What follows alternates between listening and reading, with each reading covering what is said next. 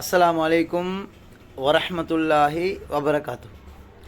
அன்பார்ந்தவர்களே, அரஃபாவுடைய தினத்தில் முக்கியமான 3 அமல்கள். முதலாவது, அரஃபாவுடைய நோன்பு நோட்க வேண்டும். அதாவது வெள்ளிக்கிழமை. இன்றைய நைட்டில் ஷார் செய்யணும், நாளை வெள்ளிக்கிழமை வாயில் நோம்பிக்கணும். இந்த நோன்பை யார் நோட்பாங்களோ பிடிப்பாங்களோ 2 வருஷ பாவங்கள் மன்னிக்கப்படும் என்பதாக நபி ஸல்லல்லாஹு அலைஹி வஸல்லம் அவர்கள் சொன்னாங்க. கடந்த வருஷ பாவம், முன்னால் வரக்கூடிய வருட பாவம். அப்போ 2 வருஷ பாவங்கள் பூர்த்தியாக மன்னிக்கப்பட்டு விடும்.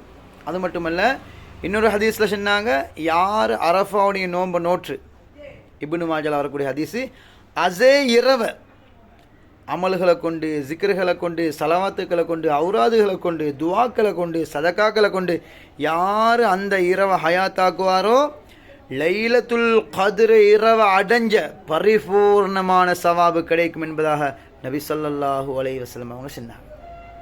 இது முதலாவது அமல்.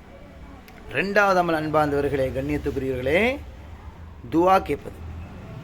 நபி ஸல்லல்லாஹு அலைஹி வஸல்லம் அவங்க சொன்னாங்க, ஹைரு துவா, துவாக்கல்ல மிக சிறந்த துவா அரஃபாவுடைய தினத்தில் கேட்கப்படக்கூடிய துவா.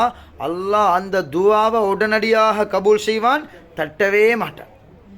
அப்போ நாங்கள் அதிகமாக துவா கேட்கணும். துவா கேட்கும் பொழுது குடும்ப உறவுகளை பிரிஞ்சிருந்தால் துவா கபூல் ஆகாது.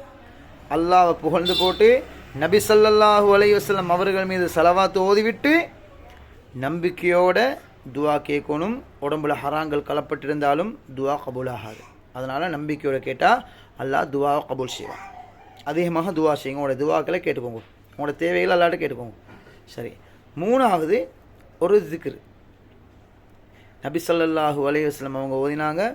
அவர்களுக்கு முன்னால் எத்தனையோ நபிமார்கள் ஓதின ஜிக்ரு. என்ன ஜிக்ரு? லா இலாஹ இல்லல்லாஹ் வஹ்தஹு லா ஷரீக லஹ் லஹுல் முல்க் வலஹுல் ஹம்த் வஹுவ அலா குல்லி ஷைஇன் கதீர்.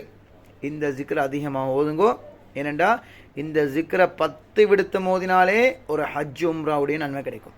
அதனால் அன்பார்ந்தவர்களே, கண்ணியத்துக்குரியவர்களே, இந்த 3 அமல்களையும் செய்யுங்கள். அல்லாஹுடைய அன்பை பெற்று உயர்ந்த சுவர்க்கம் இன்ஷா அல்லாஹ் உங்களுக்கு கிடைக்கும் இன்ஷா அல்லாஹ். அதனால் ஓதுங்கள், அமல் செய்யுங்கள், துவா கேளுங்கள்.